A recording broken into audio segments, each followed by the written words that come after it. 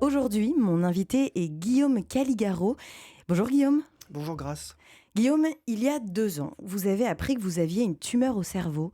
Qu'est-ce qui se passe en vous quand on vous dit: «Ah non, non, non, ce n'est pas du tout un AVC, vous avez en fait une tumeur»? Bah, écoutez, c'est l'équivalent l'image qui m'est venue, c'est, le sol qui se dérobe sous mes pieds.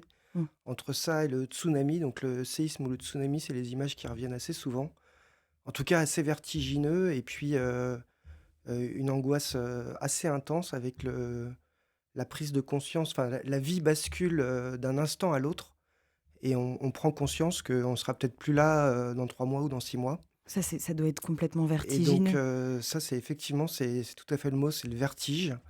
Il y a eu quelques images assez sombres, qui arrivent, on s'imagine, dans une boîte de sapin quelques mois plus tard avec, nos proches en pleurs, en noir à notre enterrement. Heureusement, ces images-là sont venues vite, mais elles sont pas restées très longtemps. Mmh.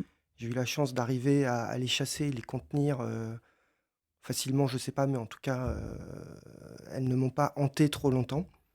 Mais il y a eu évidemment, beaucoup d'angoisse, pendant les premières semaines. Et alors comment vous avez réagi, tout de suite, en apprenant la nouvelle et quelles émotions vous avez ressenties?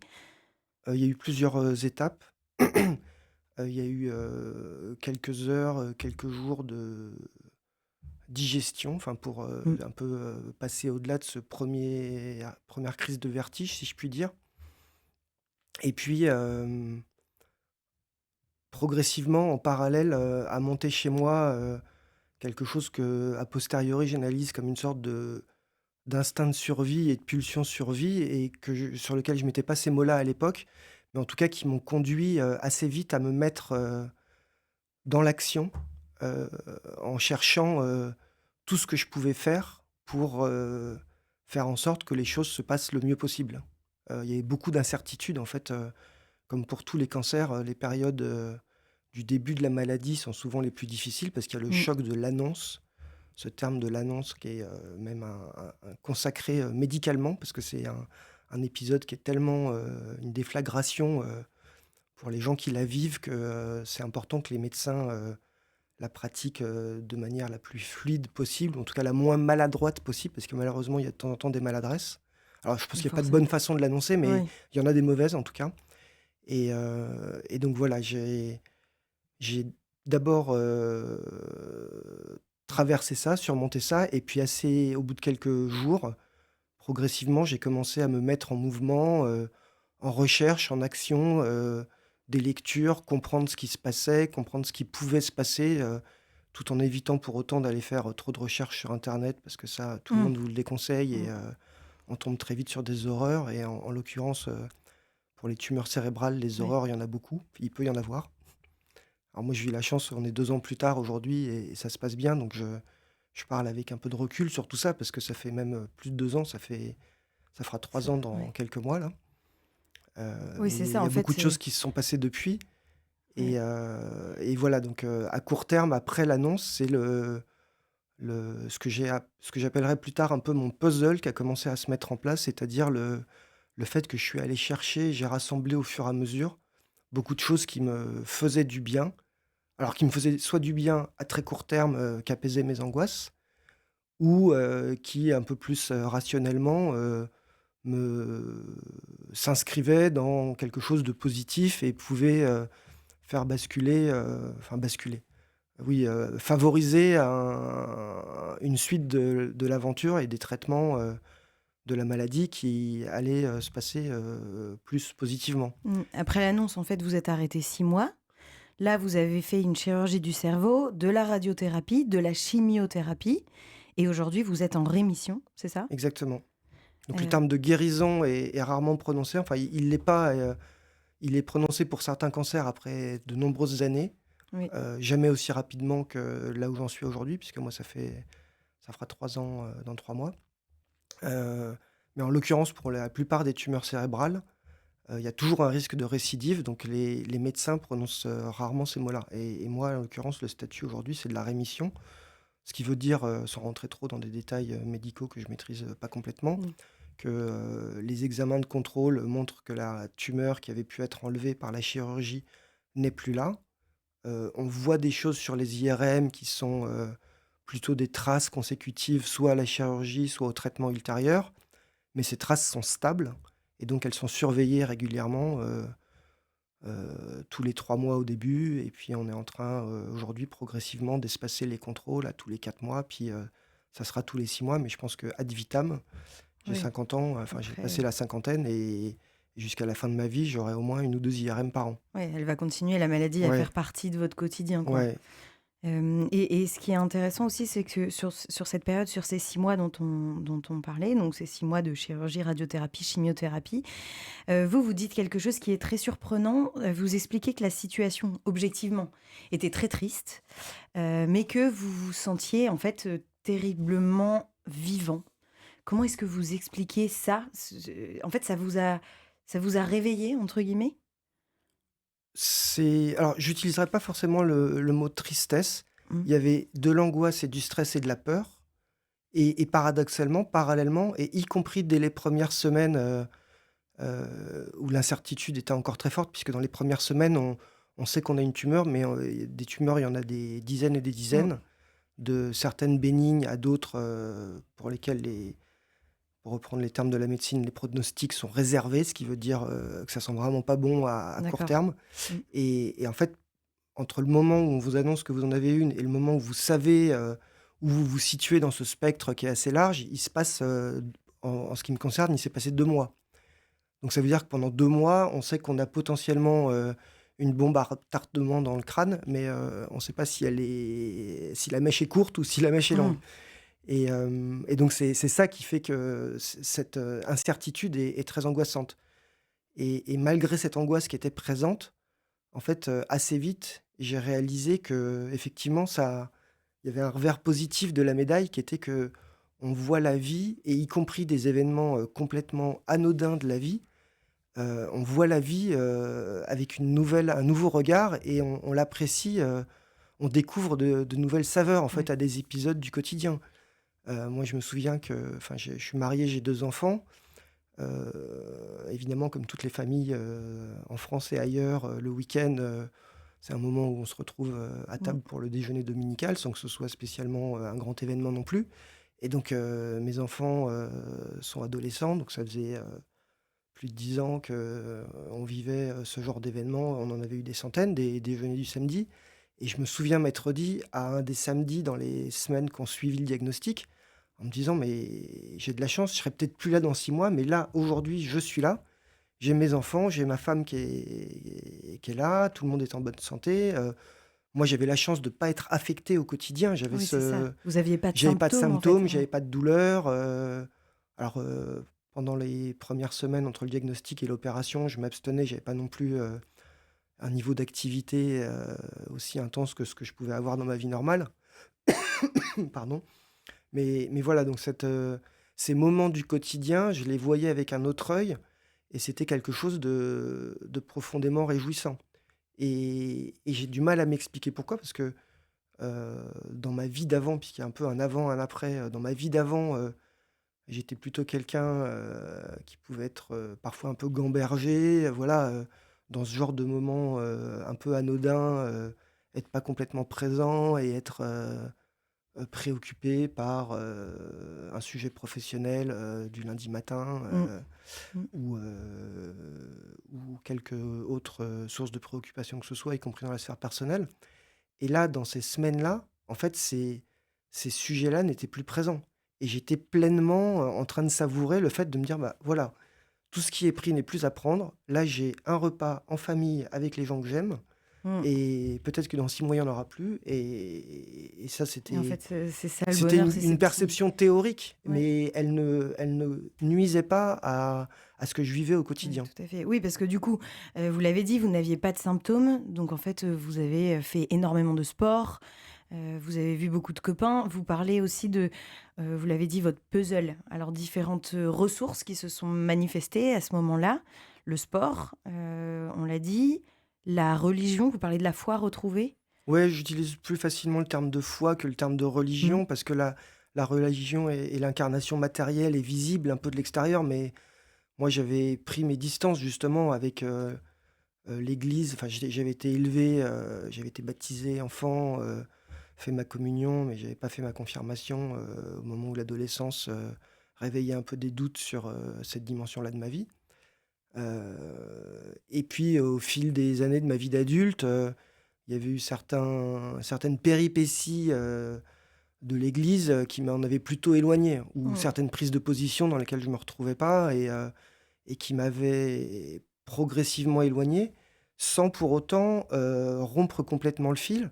Et en fait, je j'ai réalisé à ce moment-là que je distinguais complètement la notion de foi et de croyance intérieure en quelque chose de plus grand versus l'incarnation, physique et matérielle, de l'Église dans la société. Mmh. Et autant, je pouvais avoir, des réserves, sur la deuxième dimension, autant, il y avait toujours eu présent chez moi, cette, je sais même pas si c'est une croyance, mais en tout cas cette sensation que, on n'est pas tout seul au monde et qu'il y a, je vais avoir du mal à mettre des mots, précis là-dessus et je vais pas m'aventurer là-dedans, mais en tout cas qu'il y avait quelque chose, voilà, de plus grand que moi, qui présidait un peu, sans être complètement, croire au destin et penser qu'on est le simple, fruit, enfin que nos vies sont le simple fruit d'une entité supérieure qui les aurait décidées en avance, ce que je crois pas du tout parce que je crois beaucoup à la notion de responsabilité individuelle et je pense qu'il m'a beaucoup aidé d'ailleurs cette notion-là, au moment où je traversais, cette épreuve, où j'ai vraiment eu cette, pulsion, ouais, cet instinct de survie, je pense, qui m'a conduit à me dire: «Qu'est-ce que tu peux faire avec tes modestes moyens?» T'es pas chirurgien, t'es pas oncologue, t'es pas médecin et tu vas pas te lancer dans des études de médecine, à ton âge. En revanche, tout ce qui peut t'aider à faire basculer, le pronostic ou l'issue de l'aventure Mmh. du bon côté, même si ça représente, pas grand-chose en termes de probabilité dans le rétablissement final, j'avais décidé, quand je mettais le doigt sur ces choses-là, de les jouer à 2000. Oui. Et donc ces choses-là, c'est effectivement ce que j'ai du mal à appeler, autrement que mon puzzle, parce qu'il y a pas vraiment de terme pour ça. C'est toutes les ressources que j'ai pu trouver et qui m'ont aidé à traverser ça de manière sereine. C'est intéressant ce choix du mot puzzle. On sent que c'est aussi un exercice. Il faut les lier, les connecter ensemble, que ça se fait pas comme ça et que les solutions, elles demandent aussi du temps. Merci Guillaume déjà pour ce partage. Guillaume Caligaro, vous nous racontez comment l'annonce de votre cancer du cerveau vous a transformé. On parlait là de votre puzzle, notamment le sport, on parlait de la foi retrouvée, de la spiritualité, enfin chacun y met aussi, le mot qu'il souhaite, de l'importance de votre famille et de ces petits moments du quotidien. Il y a aussi une association qui vous a, bien aidé et d'ailleurs dont on a parlé dans cette émission, avec Constance Hamel qui est venue à la même place que vous d'ailleurs. Cette association s'appelle la Vie Kintsugi. Ouais, tout à fait. J'ai, un petit peu d'émotion qui monte quand on aborde ces sujets-là, parce que ça a été une rencontre, qui a été absolument déterminante dans mon parcours et je suis aujourd'hui, encore en contact régulier avec Constance, qui est quelqu'un qui a beaucoup compté pour moi. Et cette association que j'ai rencontrée complètement par hasard, et d'ailleurs ces hasards, enfin on dit qu'il y a pas forcément de hasard, je pense que la bonne étoile, qui je crois veille sur moi depuis le début de ce périple, s'est manifestée de diverses façons et la vie Kintsugi a été une de ces façons. Effectivement, cette association qui existe depuis une dizaine d'années propose des accompagnements individualisés à des malades du cancer ou à leurs proches, les aidants, sous forme d'accompagnement individuel. Alors le terme qui est utilisé, c'est le coaching de santé qui peut être, parfois mal compris parce que coaching, ça renvoie à des choses, pas complètement cadrées, enfin plutôt dans le monde du business professionnel, pour certains parfois un peu flou ou fumeuse. Dans la réalité, c'est un soutien, enfin, c'est tout simplement un soutien humain, pratiqué par des personnes, qui ont toutes été Mmh. confrontées au cancer. Il y a 2 critères pour intervenir dans l'association, c'est d'avoir été confronté au cancer et Personnellement ou, auprès d'un enfin un alors la proche? plupart sont des anciens patients, ils ont été D'accord. confrontés directement dans leur chair. Et pour, plus rarement, ça peut être, des anciens soignants en cancérologie, qui sont reconvertis dans l'accompagnement, plus sur la partie relationnelle et humaine, ou des aidants. Mmh. qui ont accompagné des proches dans la maladie. Et donc ça, c'est le premier critère pour, intervenir dans l'association. Et le deuxième, c'est d'avoir été formé comme coach quand même, Oui. puisqu'il y a des formations, certifiées qui existent aujourd'hui. Donc il y a quand même, à l'inverse de gens qui se prétendent coach, puisque le titre n'est pas, protégé, donc n'importe qui peut poser sa plaque et s'autoproclamer coach. Mais pour autant, il y a quand même, Un un certain nombre cadre, de formations qui mmh. bénéficient de certifications, et qui donc attestent d'un minimum de sérieux dans la formation. Et même s'il y a pas d'outils et de boîte à outils, enfin, tous les coachs ont les leurs, donc il y a autant de façons de coacher que de coachs. Mais il y a quand même un socle commun autour de l'écoute, de l'écoute active, de la présence et de savoir accueillir quelqu'un, qui est en difficulté, que ce soit pour des motifs, professionnels ou personnels, qui est un peu un dénominateur commun de la plupart des gens qui sortent de ces formations, on va dire. Mmh mh. On va parler justement de comment est-ce que, enfin, le coaching est arrivé dans votre vie et comment est-ce que vous, aujourd'hui, vous avez, j'allais dire, grandi, après cette maladie, pour l'intégrer à votre parcours professionnel aussi. Mais d'abord, je voulais juste qu'on s'arrête sur, un autre des piliers, qui vous ont permis, aussi de passer, ces épreuves, cette épreuve, c'est, notamment le Camino, les chemins de Compostelle. Qu'est-ce qu'il représente pour vous? Alors là, on risque d'y passer 3 heures. Je vais essayer d'être synthétique, mais c'était quelque chose de très marquant. Le chemin de Saint-Jacques, moi, je suis très sportif, j'adore le sport en pleine nature. J'en ai fait beaucoup sous toutes ses formes, du ski, de la randonnée, du vélo. Je faisais un peu moins de randonnée ces dernières années, mais j'en avais fait beaucoup à une certaine époque. Et le chemin de Compostelle, depuis longtemps, j'en entendais parler autour de moi dans mon entourage et n'était pas tout en haut de ma liste de nombreux projets, sportifs à mettre en œuvre, mais était quand même présent et Mmh. avec un petit sentiment de curiosité. Et en fait, il s'est réveillé ou en tout cas, il s'est manifesté à moi, au tout début de cette aventure, comme je l'appelle, puisque j'ai une de mes amies proches qui, le week-end où j'ai appris, mon diagnostic, c'était le week-end de Pâques, 2023, partait en famille, faire quelques jours, sur le Camino. Heu et donc témoignait auprès de moi régulièrement. Je venais de lui apprendre, ce que je venais moi-même d'apprendre, le diagnostic. Et donc elle était à la cathédrale du Puy, à ce moment-là. Donc il y a une tradition pour les pèlerins qui partent sur le chemin, qui est de partir avec des intentions de prière, rédigées par d'autres au moment où on quitte la capitale et puis de la cathédrale, pardon, et puis de laisser soi-même des intentions de prière qu'on laisse dans une urne et qui seront portées par un des pèlerins qui Mmh. partiront, derrière nous.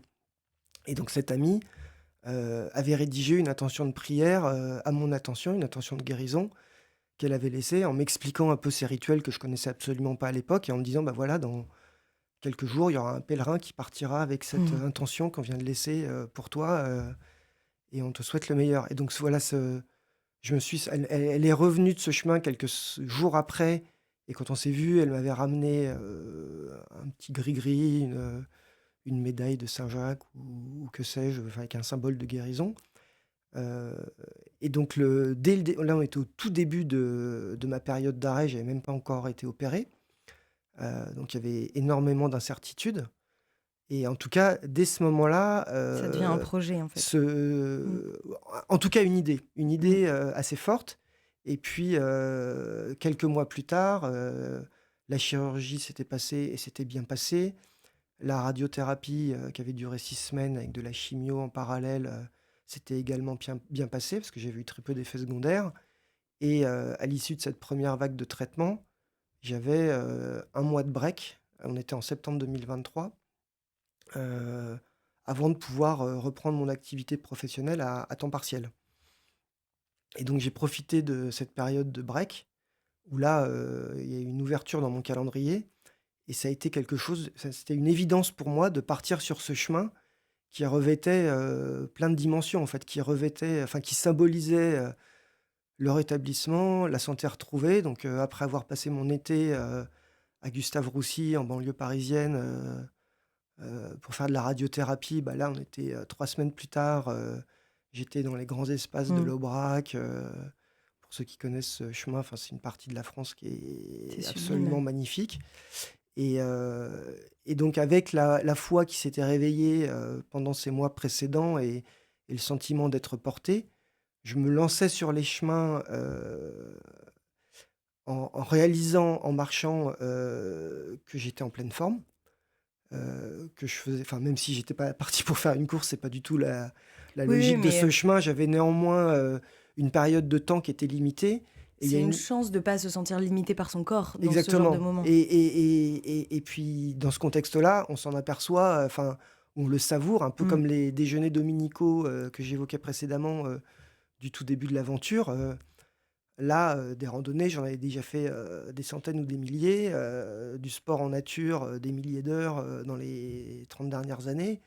Mais ces heures-là, le matin, quand je partais du gîte pour l'étape, les premières heures, tôt le matin, où je savais que j'avais, 8 ou 9 heures de marche devant moi, hem, il y avait un sentiment de plénitude et de reconnaissance qui était Mmh. complètement dingue. Donc, Et à ce moment-là, justement, vous parlez du sentiment océanique, qui est un sentiment décrit par l'écrivain Romain Rolland. Est-ce que vous pouvez nous expliquer un petit peu ce que c'est?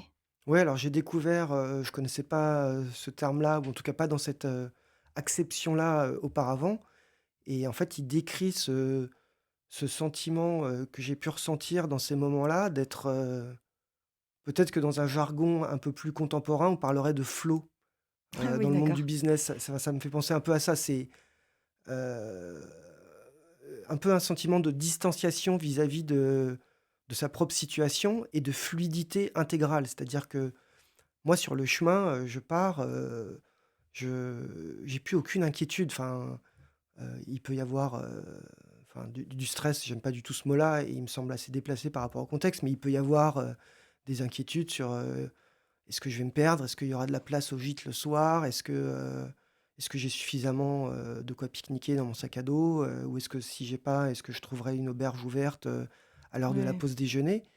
Et en fait, ça, moi, j'en faisais mais complètement abstraction sur le chemin. Je et c'est quelque chose qui est une de mes amies proches, qui avait arpenté le chemin, auparavant et qui m'avait un peu conseillé avant le départ où je posais des questions, très logistiques et matérielles sur: «Est-ce que tu réserves tes hébergements avant ou pas?» et elle m'avait répondu un peu en souriant, presque un peu narquoise en me disant: «Mais t'inquiète pas, rassure-toi, tout se passe bien. Sur le chemin, tout se passe toujours bien».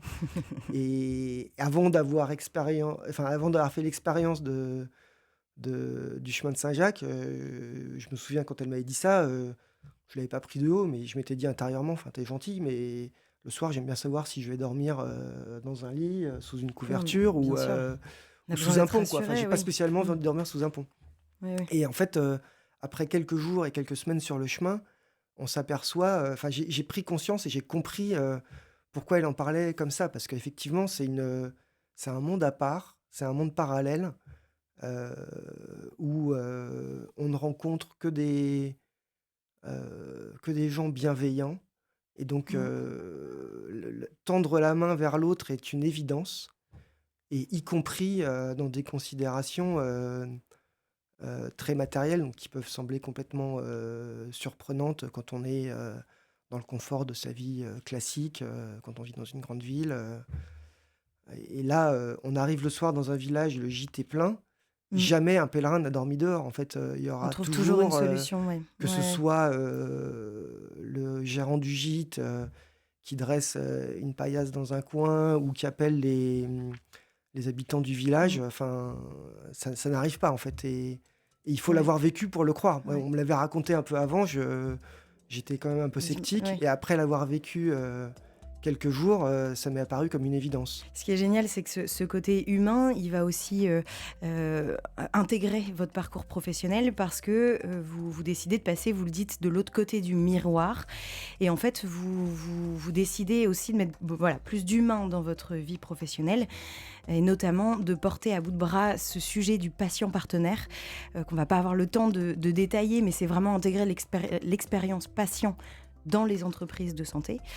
Ce qui est bien, ce que je trouve fort avec ce témoignage, Guillaume, c'est que vous montrez bien que nous ne sommes pas réductibles finalement à nos épreuves et que même dans la vulnérabilité, il existe des ressources dans le corps, on l'a entendu avec vous qui êtes en l'occurrence très sportif, dans la relation, les rencontres, dans l'accompagnement, parfois dans la foi et souvent dans les choses simples de la vie, celles que le quotidien finalement a rendues invisibles. Merci beaucoup Guillaume pour ce partage. Merci à vous, Grâce. Et puis moi je vous dis à bientôt pour une nouvelle émission.